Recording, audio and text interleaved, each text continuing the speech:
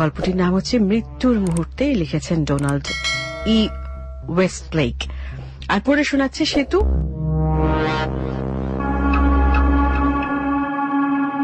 নিজেই ভূত হয়ে গেলে তখন আর ভূত বিশ্বাস করাটা খুব শক্ত ব্যাপার নয়। একটা হঠকারী মুহূর্তে আমি ফাঁসিতে ঝুলেছিলাম, আর কাজটা ভালো করে শুরু করার আগে মনস্তাপ হয়েছিল। চেয়ারটাকে ঠেলে সরিয়ে দেওয়া মাত্রই আবার সেটাকে পায়ের নিচে ফিরে পেতে চাইলাম, কিন্তু মধ্যাকর্ষণ শক্তি ততক্ষণে কাজ শুরু করে দিয়েছে।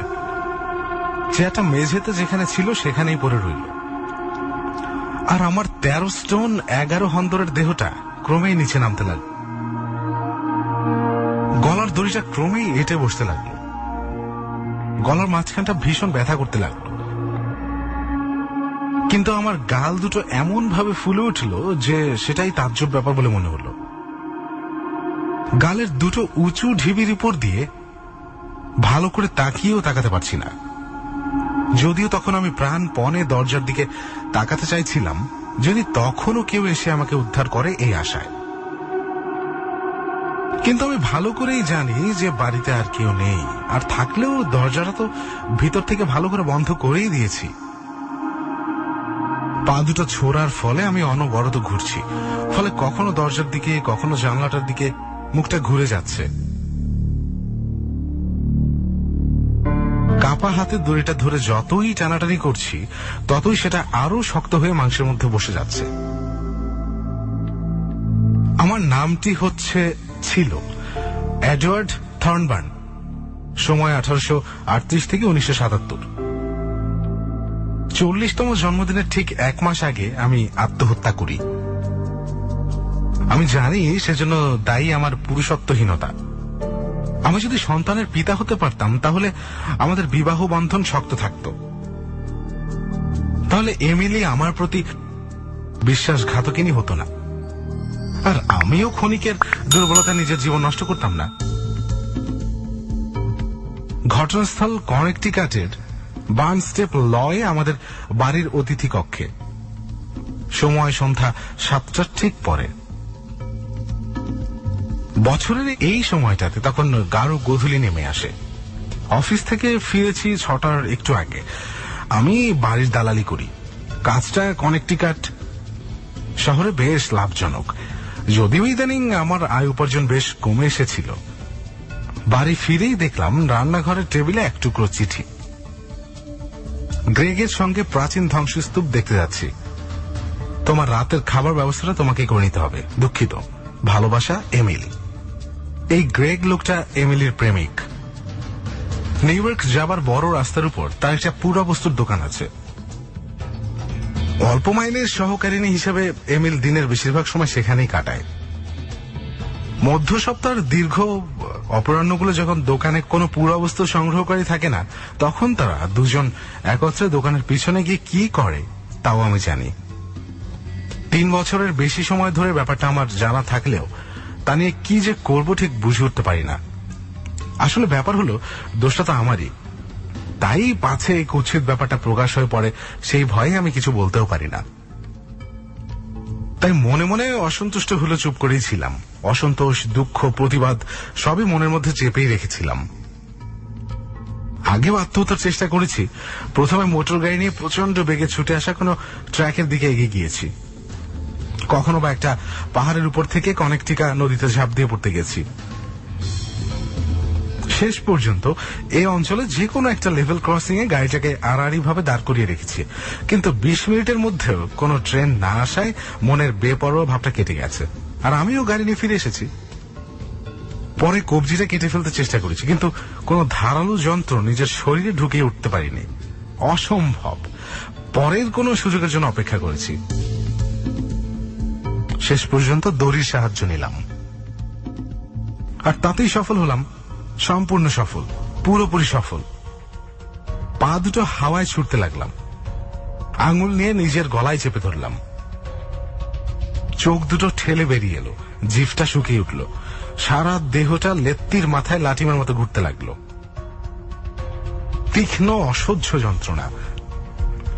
ক্রমে পা দুটো দুর্বল হয়ে এলো, হাত দুটো ঝুলে পড়লো, আঙ্গুলগুলো বৃথাই ট্রাউজারের পা আঁকড়ে ধরতে চেষ্টা করলো। ফাঁসির দড়ি থেকে মাথাটা কাত হয়ে ঝুলতে লাগলো। দেখতে পেলাম আমার বিস্ফোরিত চোখ দুটি দ্যুতিহীন সাদা হয়ে উঠেছে। চোখের কোণে এক ফোঁটা জল নেই, পাথরের মতো শুকনো। তবু নিজের চোখ দুটোকে দেখতে পাচ্ছি। আরো ভালো করে তাকিয়ে গোটা শরীরটাকে দেখতে পেলাম, ঝুলছে, ঘুরছে, কিন্তু এখন আর তাতে কোনো রকম খিঁচুনিই নেই। সব হয়ে বুঝতে পারলাম যে আমি মরে গেছি। কিন্তু আছি, মরে গেছি তবু আছি।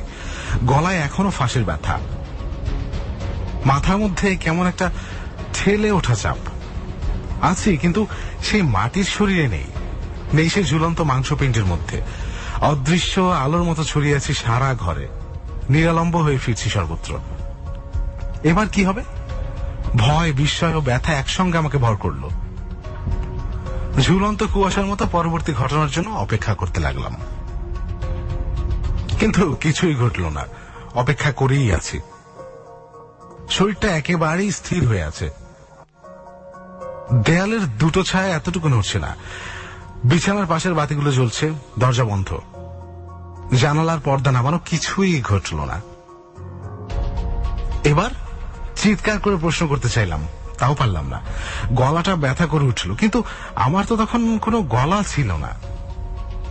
শরীরের প্রতিটি চেষ্টা ও উদ্যম মনের উপর ছাপ এঁকে দিচ্ছে, কিন্তু আমার তো শরীর নেই, মস্তিষ্ক নেই, আত্মা নেই, কিছুই নেই। কথা বলার ক্ষমতা নেই। এই ঘর ছেড়ে এই ঝুলন্ত শবদেহ থেকে দূরে যাওয়ারও ক্ষমতা নেই। আমি শুধু পারি এখানে অপেক্ষা করতে, বিস্ময়ে হতবাক হয়ে অপেক্ষা করতে। ঘড়িতে যখন 9টা থেকে 11টা, তখন বাড়ির পেছনে এমিলির ভক্সওয়াগনের শব্দ শুনতে পেলাম। আমি কোনো চিরকুট লিখে রাখিনি, লিখবার তো কিছু ছিল না। আমার মৃতদেহটাই তো সবকিছু বলবে।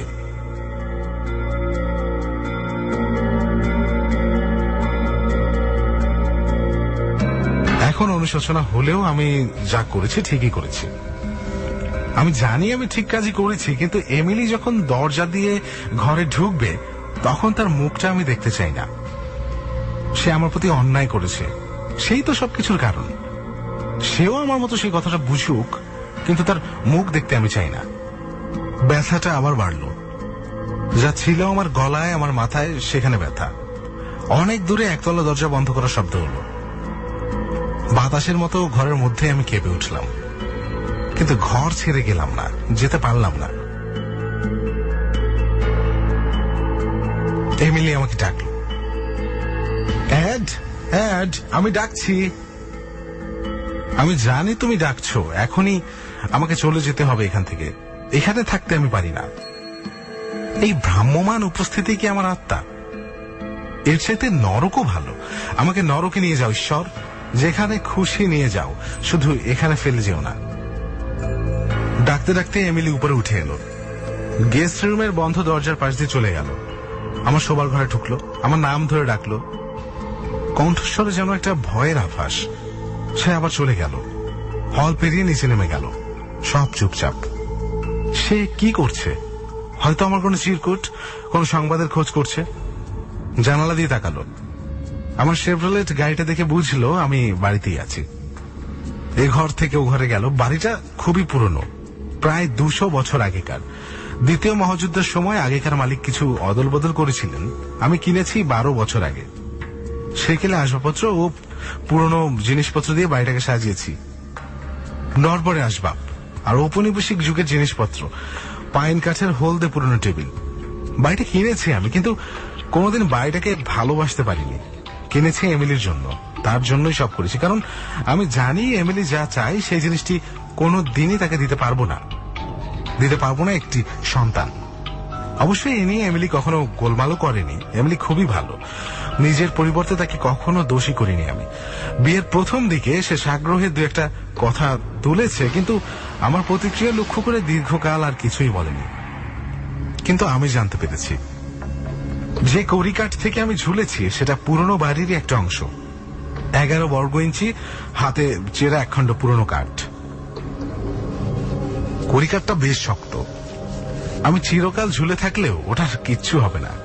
সকলের চোখে পড়বার পরে তারা যখন আমাকে নামিয়ে নেবে তখন ওটা আমার ভার সইতে পারবে। ঘড়িতে 9টা থেকে 11টা, ঘড়িতে 9টা 23। এমিলি আবার উপরে উঠে এসেছে। কাঠের সিঁড়িতে তার পায়ের শব্দ দ্রুত মনে হলো। সে ডাকলো, দরজার হাতলটা ঘোরালো। দরজাটা তালাবদ্ধ, চাবিটা ভেতরে। দরজা ভাঙতে হবে, সেজন্য অন্য কাউকে ডাকতে হবে। এমিলি একা অবশ্য পারবে না। অ্যাড, তুমি কি ভিতরে আছো? এমিলি দরজা ধাক্কা দিল। হাতলটা খটখট করলো। কয়েকবার আমার নাম ধরে ডাকলো, তারপর হঠাৎ নিচে নেমে গেল। তার অস্পষ্ট কণ্ঠস্বর শুনতে পেলাম। টেলিফোনে কাকে যেন ডাকছে। মনে হলো গ্রেগকে। গলার ব্যথাটা আবার বাড়ল। মন বলল, এবার শেষ হোক, আমি চাই আমাকে বাইরে নিয়ে যাওয়া হোক। জীবন্ত আত্মা ও মৃতদেহটাকে বাইরে নিয়ে যাওয়া হোক, সব শেষ হয়ে যাক। নিচে এমিলি অপেক্ষা করছে গ্রেগের জন্য, আর উপরে আমি অপেক্ষা করছি তাদের দুজনের জন্য। হয়তো সে বুঝতে পেরেছে উপরে এলে সে কি দেখতে পাবে, তাই নিচেই অপেক্ষা করছে।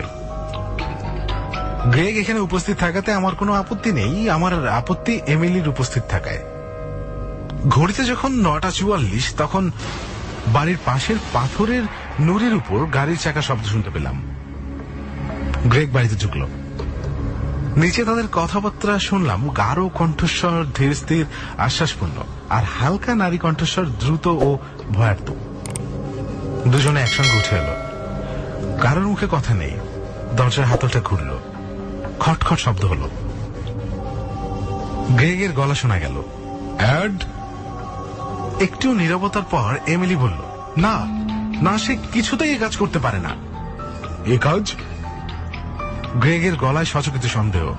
তুমি কি বলতে চাইছো? এ কাজ মানে কি? ইদানিং সে অনেক মনমরা হয়ে পড়ে থাকত। দরজা ধরে নাড়া দিল। এরকম করো না এমিল, ব্যাপারটা সহজভাবে নাও। এমিলি বলল, তোমাকে ডাকা আমার ঠিক হয়নি, দোহাই তোমার। কেন ঠিক হয়নি? ঈশ্বরের দোহাই, বলো এমিলি। অ্যাড, দয়া করে বেরিয়ে এসো, এভাবে আমাকে ভয় পাইয়ে দিও না। কেন আমাকে ডাকা ঠিক হয়নি এমিলি, বলো। অ্যাড তো বোকা নয় গ্রেগ, সে তো। আবার নীরবতা। ওরা ভাবছে আমি ভেতরে এখনো বেঁচে আছি। ওরা চায় না আমি শুনে ফেলি। এমিলি বলছে, সে তো জানে গ্রেগ আমাদের সব কথা। একটু পরে গ্রেগ বলল, এটা কিরকম ইয়ার কি হচ্ছে অ্যাড, বেরিয়ে এসো, খোলাখুলি সব কথা হোক। আবার দরজার খটখট শব্দ। আমাদের ঢুকতেই হবে। আর একটা চাবি আছে কি? আমার মনে হয় এবারে সবগুলো তালাই এক, এমিলি বলল। 1 মিনিট অপেক্ষা করো। সত্যিই তাই, যে কোনো চাবিতেই এবারের ভেতরের দরজাগুলো খোলা যায়। কান পেতে অপেক্ষা করতে লাগলাম। বুঝলাম এমিলি আর একটা চাবি আনতে গেছে, এখনই তারা ফিরে আসবে। এমিলি ঘরে ঢুকবে ভেবে আমি এত ভয় পেয়ে গেলাম যে বিকৃত আয়নার প্রতিবিম্বের মতো ঘরের মধ্যে আমি যেন ঝিকমিক করে উঠলাম। আহা, আমি যদি কোনো রকমে দেখতে পারাটা বন্ধ করতে পারতাম। যখন বেঁচে ছিলাম তখন আমার চোখ ছিল, কিন্তু চোখের পাতাও ছিল। যা অসহ্য তাকে দৃষ্টির বাইরে রাখতে পারতাম। কিন্তু এখন তো আমি একটা উপস্থিতি মাত্র। আমার চেতনাকে তো আমি থামিয়ে দিতে পারি না। তালায় চাবি ঘোরানোর খসখস শব্দ পেলাম। আবার আমার তীব্র যন্ত্রণা হলো গলায়। তার মধ্যেই শুনতে পেলাম এমিলি বলছে, হলো কি? আর গ্রেগ জবাব দিল, চাবিটা ভিতরেই রয়েছে, ও পাশে। হাই গ্রেগ, জানি না সে কি করে বসেছে। গ্রেগ তাকে বলল, দরজার কবজা খুলে ফেলতে হবে। টনিকে ডাকো, ওর যন্ত্রপাতির বাক্সটা নিয়ে আসুক। তুমি কি চাবিটা ঘোরাতে পারছো না? নিশ্চয়ই পারতো, তবু গ্রেগ গম্ভীর গলায় বলল, যা বলছি তাই করো এমিলি। আর তখনই বুঝলাম যে দরজা প্রথম খোলার সময় এমিলি সেখানে থাকে, সে এটা চাইছে না, তাই তাকে সরিয়ে দিল। ভালো, খুব ভালো। ঠিক আছে বলে এমিলি চলে গেল টনিকে ফোন করতে। টনি যুবক, ঘন ভুরু, একরাশ কালো চুল, গায়ের রং অলিভ পাতার মতো মৃত। সে গ্রেগের বাড়িতেই থাকে, তার সব কাজকর্ম করে। তালায় নতুন করে খসখস শব্দ হতে লাগলো। এমিলি ফিরে আসার আগেই গ্রেগ দরজাটা খুলতে চেষ্টা করছে। আমি যেন একটা আরামের স্বাদ অনুভব করলাম। গ্রেগকেও ভালো লাগছে, সে তো লোক মন্দ নয়। আমার স্ত্রীর ব্যাপারে একটা সুযোগ নিলেও আসলে সে খারাপ না। সে কি এখন এমিলিকে বিয়ে করবে? তারা তো এই বাড়িতেই বাস করতে পারবে। এই বাড়ি সাজানো গোছানোর ব্যাপারে তার অবদান তো আমার চাইতেও বেশি, নাকি এই ঘরটা এমিলির কাছে বড় বেশি দুঃখজনক স্মৃতি হয়ে থাকবে? এমিলি কি এ বাড়ি বিক্রি করে দিয়েও অন্য জায়গায় বাস করবে? কিন্তু তাকে তো অনেক অল্প দামে বাড়িটা বিক্রি করতে হবে। বাড়ির দালাল হিসেবে আমি তো জানি যে বাড়িতে কোনো আত্মহত্যার ঘটনা ঘটে সেটা বিক্রি করা কত ঝামেলার ব্যাপার। অতিপ্রাকৃতিক ঘটনা ভীত মানুষের মনে থেকে যায়। অনেকে হয়তো বিশ্বাস করে বসবে যে বাড়িটা ভূতে পাওয়া। আর ঠিক তখনই আমি বুঝতে পারলাম যে এই ঘরটাও তো ভূতে পাওয়া। এখানে তো আমি রয়েছি, আমি তো ভূত। কি ভয়ানক কথা! আমি এখানে ভেসে বেড়াচ্ছি, হাড় নেই, মাংস নেই, একটা বেদনাদীর্ণ উপস্থিতি মাত্র। ঠিক যেন একটা এককোষী ছত্রাক। কত লোক যাবে আসবে, আর রাতের পর রাত একা দুঃখ দীর্ণ অন্তরে আমি তাদের নীরব দর্শক মাত্র হয়ে থাকবো।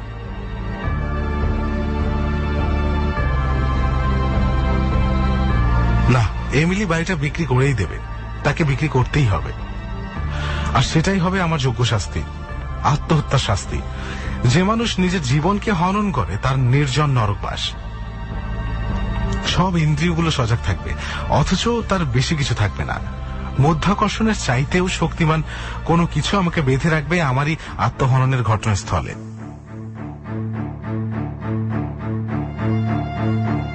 তালার একদিককার চাবির একটা আকস্মিক শব্দ চমকে সেদিকে তাকালাম। দেখলাম একটা জীবন্ত প্রাণীর মতো একে বেঁকে চাবিটা যেন লাফ দিয়ে নিচে নামতেই ঝকঝক শব্দে মেঝেতে ছিটকে পড়ল। এক মুহূর্ত পরেই দরজাটা খুলে গ্রেগ আমার রক্তিম মুখের দিকে হাঁ করে তাকিয়ে রইল। আর পরক্ষণে বিস্ময়, আতঙ্কে নাকি ঘৃণায় পিছিয়ে গিয়ে দরজাটাকে সশব্দে বন্ধ করে দিল। তালার মধ্যে চাবিটা আবার একবার ঘুরল। শুনতে পেলাম দ্রুত পায়ে সে নিচে নেমে গেল। ঘড়িতে 9:58। এতক্ষণে গ্রেগ সব কথা এমিলিকে বলেছে। তাকে শান্ত করতে কিছু পানিও দিচ্ছে। এবার সে পুলিশকে টেলিফোন করছে এবং এমিলিকে জিজ্ঞাসা করছে পুলিশকে ব্যাপারটা জানাবে কিনা। জানি না তারা কি স্থির করবে। ঘড়িতে 10:07। এত সময় লাগছে কেন? গ্রেগ কি এখনো পুলিশ ডাকেনি? এমিলি সিঁড়ি দিয়ে দৌড়ে আসছে, হোঁচট খেয়ে পড়ে যাচ্ছে, তবু আবার দৌড়াচ্ছে, চিৎকার করে আমার নাম ধরে ডাকছে। আমি ঘরের এক কোণে কুঁকড়ে দাঁড়িয়ে রইলাম। দরজার উপর তার ঘুষির শব্দ শুনতে পেলাম। সে ঢুকতে পারছে না। হে ঈশ্বর, ওকে ঢুকতে দিও না। ও যা খুশি তাই করুক, আমার কিছুতেই কিছু যায় আসে না। শুধু ও যেন আমাকে দেখতে না পায়। গ্রেগ এলো। এমিলি চেঁচামেচি করলো, মিনতি করলো, রাগ করলো, কিন্তু গ্রেগ শুনল না। চাবিটা দাও, আমাকে চাবিটা দাও। গ্রেগ চাবিটা এমিলিকে দিল। না, এটা অসহ্য, এটাই সবচাইতে ভয়ঙ্কর। এমিলি ঢুকলো, হেঁটে ঘরের মাঝখানে এলো। তার পায়ের শব্দ চিরকাল আমার মনে থাকবে। সে কাঁদছে, কিন্তু সে যেন মানুষের কান্না নয়, যে কোনো জীবের হতাশা ভরা কান্না। এতক্ষণে বুঝলাম হতাশা কাকে বলে। গ্রেগ তাকে সংযত করতে চেষ্টা করলো, ঘাড়ে হাত রেখে ঘর থেকে বের করে নিয়ে যেতে চাইল, কিন্তু এমিলি তার হাত ছাড়িয়ে এগিয়ে এলো। না, আমার দিকে নয়। যন্ত্রণা ও বিষাদে আমি তো তখন ঘরের সব জায়গায় আছি। এমিলি এগিয়ে এলো আমার শবদেহের দিকে। গভীর মমতা সেটার দিকে তাকালো, হাত বাড়িয়ে ফুলে ওঠা গলাটা স্পর্শ করলো, অস্ফুটে বলল, হাই গড। গ্রেগ এগিয়ে আসলো, আবার তার কাঁধে হাত রাখলো। এবার এমিলি ডুকরে কেঁদে উঠে মৃতদেহের পা দুটি জড়িয়ে ধরলো। কাঁদতে কাঁদতে অত্যন্ত দ্রুত এমন সব কথা বলতে লাগলো যে তার মাথা মুন্ডু কিছুই বোঝা গেল না। আহা, সেজন্য ঈশ্বরকে ধন্যবাদ। আর বোকা গ্রেগটা এমিলিকে ধরে জোর করে ঘর থেকে বের করে নিয়ে গেল। দরজাটাকে সশব্দ বন্ধ করলো। মৃতদেহটা কিছুক্ষণ দুলতে দুলতে একসময় আবার স্থির হয়ে গেল। সে বড় শোচনীয় অবস্থা। এর চাইতে খারাপ আর কিছু হতে পারে না। দীর্ঘদিন দীর্ঘ রাত এখানে এভাবে কাটাতে হবে। কিন্তু এর চাইতেও শোচনীয় পরিস্থিতি তো আছে। এমিলি বেঁচে থাকবে, বাড়িটা বেঁচে দেবে, ধীরে ধীরে সব ভুলে যাবে। সেই গ্রেগকে বিয়ে করবে। তার তো মোটে 36 বছর বয়স। সে এখনো মা হতে পারবে। বাকি রাতটা বাড়ির অন্য কোনো ঘর থেকে তার বিলাপ শুনতে পেলাম। শেষ পর্যন্ত পুলিশ এলো। মর্গ থেকে এলো সাদা কোট পরা দুটো মূর্তি। আমাকে, মানে মৃতদেহটাকে কেটে নামিয়ে নিতে তারা ঘরে ঢুকলো। একটা ভাঙা খেলনার মতো মৃতদেহটাকে পুঁটলির মতো জড়িয়ে সেটাকে বয়ে নিয়ে গেল। ভেবেছিলাম আমাকে মৃতদেহের সঙ্গেই থাকতে হবে। ভয় পেয়েছিলাম আমাকেও হয়তো ওটার সঙ্গেই কবর দেওয়া হবে। একটা বাক্সের অন্ধকারের মধ্যে অনন্তকাল কাটাতে হবে, চিন্তাশীল একটা মহাশূন্য হয়ে। কিন্তু মৃতদেহটা ঘর থেকে চলে গেল, আর আমি থেকেই গেলাম। একজন ডাক্তারকে ডাকা হলো। মৃতদেহ সরিয়ে নেবার পর দরজাটা খোলাই ছিল। নিচে কথাবার্তা স্পষ্ট শুনতে পেলাম। ডাক্তার এমিলকে একটা ঘুমের ওষুধ দিতে চেষ্টা করছে, কিন্তু তার বিলাপ কিছুতেই থামছে না। বারবারই বলছে, আমি এ কাজ করেছি, সব দোষ আমার। হ্যাঁ, এই প্রতিক্রিয়াই আমি আশা করেছিলাম। জীবনের শেষ মুহূর্তে যা কিছু কামনা করেছিলাম সবই পেয়ে গেলাম। তবু এ যে ভয়াবহ। আমি তো মরতে চাইনি এমিলিকে কষ্ট দিতে, আর সবচেয়ে বড় কথা এখান থেকে এসব দেখতেও শুনতে আমি চাইনি। শেষ পর্যন্ত এমিলি চুপ করলো। গ্রেগকে সঙ্গে নিয়ে নীল পোশাক পরা একজন পুলিশ ঘরে ঢুকলো। গ্রেগ ঘটনার একটা বিবরণ দিল। পুলিশ জানতে চাইল, আপনি কি ওর ঘনিষ্ঠ বন্ধু? বলতে পারেন, আর ওর স্ত্রীর সঙ্গে আমার ঘনিষ্ঠতা বেশি। সে আমার দোকানে কাজ করে। নিউ ইয়র্ক রোডের উপর আমার একটা পুরাবস্তুর দোকান আছে। পুলিশ বলল, উনি কেন এই কাজ করেছেন বলে আপনার মনে হচ্ছে? আমার মনে হয় উনি সন্দেহ করতেন যে ওর স্ত্রীর সঙ্গে আমার একটা প্রণয় ঘটিত ব্যাপার আছে। পুলিশ তীক্ষ্ণ দৃষ্টিতে তার দিকে তাকিয়ে বলল, আপনি সত্যি এ ব্যাপারে জড়িত ছিলেন নাকি? হ্যাঁ। মহিলাটি কি বিবাহ বিচ্ছেদের জন্য চেষ্টা করেছিল? না, সে আমাকে ভালোবাসে না, ভালোবাসে তার স্বামীকে।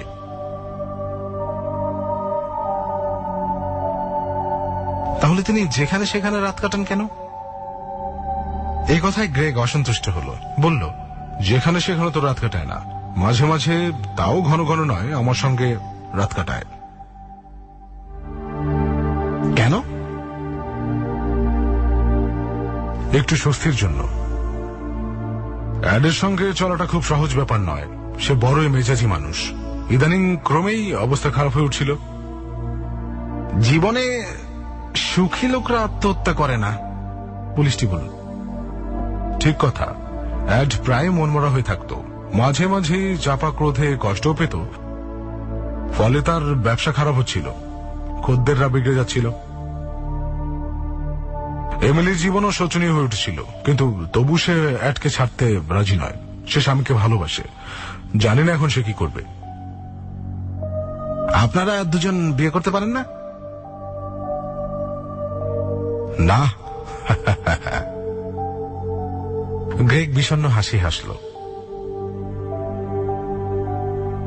আচ্ছা, আপনি কি মনে করেন আমাদের বিয়ে করতে সুবিধা হবে বলে আমরা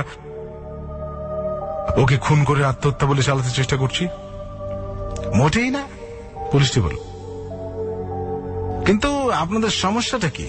আপনি কি বিবাহিত? তা ঠিক নয়, তবে কারণ একটা আছে। তাছাড়া আগেই তো বলেছি এমিলি আমাকে ভালোবাসে না, ভালোবাসে তার স্বামীকে। অথচ গ্রেগ তাকে বাধা দিয়ে বলল, এমিলিকে আমি ভালোবাসি, তার জন্য আমার দুঃখ হয়। অ্যাডের সঙ্গে তার জীবনটা তো খুব সুখের ছিল না। কিন্তু আপনাকে তো আগেই বলেছি যে তার সঙ্গে আমার দেহ সংসর্গ হয়েছে কালে ভদ্রে, আর তাতেও সে যে খুব খুশি হয়েছে তাও নয়। হায় এমিলি, বেচারি এমিলি, পুলিশ বলল। ঠিক আছে, বাইরে চলুন। তারা চলে গেল। দরজাটা খোলাই রইল। সিঁড়ি দিয়ে নামতে নামতে তারা কথা বলতে লাগলো। পুলিশটি জিজ্ঞাসা করল, রাতে থাকার মতো কেউ আছে? মিসেস থর্নবার্নের একলা থাকাটা ঠিক নয়। গ্রেট বারিংটনে ওর আত্মীয় স্বজন আছেন, আগেই তাদের টেলিফোন করেছি। ঘন্টাখানেকের মধ্যে কেউ না কেউ এসে পড়বেন। ততক্ষণ আপনি থাকছেন তো? ডাক্তার বলেছেন হয়তো উনি ঘুমিয়েই থাকবেন, তবু ধরুন যদি। বেশ, তো আমি থাকবো। ওই পর্যন্তই। একটু পরেই নিচের কথাবার্তা থেমে গেল। গাড়ি চলে যাওয়ার শব্দ শুনতে পেলাম। নরনারীর সম্পর্ক কত জটিল, সাধারণ কাজও কত অর্থহীন। কাউকে কোনোদিন বুঝতে পারিনি, নিজেকে তো মোটেই না। পুলিশ চলে যাবার কিছুক্ষণ পরেই গ্রেগ পুনরায় ঘরে ঢুকলো। তাকে খুব অপরাধী ও অনুতপ্ত মনে হলো। চেয়ারটাকে পায়ের উপর দাঁড় করিয়ে তার উপর উঠে দাঁড়ালো। অনেক কষ্টের বাকি দুইটা খুলে ফেললো। সেটাকে পকেটে ভরে চেয়ারটাকে ঘরের এক কোণে যথাস্থানে রেখে মেঝে থেকে চাবিটা কুড়িয়ে নিল। সেটাকে তালার মধ্যে পরিয়ে বিছানার দুটো বাতি নিভিয়ে ঘর থেকে বের হলো। যাবার আগে দরজাটা বন্ধ করে দিল। এবার আমি অন্ধকারে একা। দরজার ফাঁক দিয়ে ঈষৎ আলো আসছে, আর আছে ঘড়ির জলজলে সংখ্যাগুলোর স্তিমিত আলো। একটা মিনিট কি দীর্ঘ। ওই ঘড়িটাই আমার শত্রু। ওটা টিকটিক করে চলাটাই আমি সহ্য করতে পারছি না। 1 ঘন্টায় 60 বার টিকটিক, ঘন্টার পর ঘন্টা, সারাটা রাত। একটা রাতই সহ্য করতে পারছি না, তাহলে তাহলে কেমন করে সহ্য করবো অনন্তকাল? সারাটা রাত আমাকে ভাবতে হবে, এই যন্ত্রণা সইতে হবে। কিসের জন্য অপেক্ষা করছি, অথবা কখনই অপেক্ষা শেষ হবে তা না জেনেই অপেক্ষা করে থাকতে হবে। এমিলির দিদি ও ভগ্নিপতির আসার আওয়াজ শুনতে পেলাম। টনি ও গ্রেগ চলে গেল। তার অল্পক্ষণ পরেই অতিথি কক্ষের দরজাটা খুলেই বন্ধ হয়ে গেল। কেউ ঘরে ঢুকল না। একটু পরেই হলের আলোটা নিভে গেল। এখন ঘড়ির আলোই অন্ধকারের একমাত্র ব্যতিক্রম। এমিলির সঙ্গে আবার কখন আমার দেখা হবে? সে কি আবার এ ঘরে আসবে? একটু একটু করে ভোরের আলো ফুটতে লাগলো। বাইরে সূর্যহীন মেঘলা দিন, খুবই অনুজ্জ্বল। ঘড়ির টিকটিক শব্দের সঙ্গে একটা একঘেয়ে দিন এগিয়ে চলল। কখনো পাছে কেউ ঘরে ঢুকে সেই ভয়, আবার কখনো মনে মনে প্রার্থনা জানাই যেমন করে হোক, এমনকি এমিলির উপস্থিতি দ্বারাও যদি হয়, তবু এই সীমাহীন নির্জনতা শেষ হোক। কিন্তু দিন একইভাবে চলতে লাগলো। কোনো ঘটনা নয়, শব্দ নয়, কর্মচাঞ্চল্য নয়। এমিলিকে হয়তো এখনো ঘুম পাড়িয়ে রাখা হয়েছে। শেষ পর্যন্ত গোধূলি লগ্নে ঘড়িতে যখন 6:52 বাজে, দরজাটা আর একবার খুলে গেল। একজন কেউ ঘরে ঢুকলো। প্রথমে তাকে চিনতে পারিনি। একটি রাগী মতো লোক দৃঢ় পদক্ষেপে দ্রুত ঘরে ঢুকলো। বিছানার পাশের দুটো বাতি জ্বালিয়ে দিল। তারপর অপ্রয়োজনে জোরে ধাক্কা মেরে দরজাটা বন্ধ করে দিয়ে চাবিটা ঘুরিয়ে দিল। সে দরজার থেকে মুখটা ফেরাতেই অবাক হয়ে দেখলাম যে সে তো স্বয়ং আমি। আমি আমি মরিনি, বেঁচে আছি। কিন্তু তা কেমন করে হবে? কিন্তু তার হাতে কি? ঘরের কোণ থেকে চেয়ারটা টেনে এনে মাঝখানে রেখে চেয়ারের উপরে সে উঠে দাঁড়ালো। না না, দড়িটাকে কড়ি কাঠের সঙ্গে বাঁধলো। অপরদিকে ফাঁসটা বানানোই ছিল। সেটাকে মাথার উপর দিয়ে গলিয়ে দিতেই গলার উপর চেপে বসলো। হায় ঈশ্বর, এই কাজ কর না। লাথি মেরে চেয়ারটা সরিয়ে দিল। চেয়ারটাকে লাথি মেরে সরিয়ে দেবার পর মুহূর্তেই সেটার দিকে ফিরে চাইলাম, কিন্তু চেয়ারটা যেখানে ছিটকে পড়েছিল সেখান থেকে ফিরে এলো না।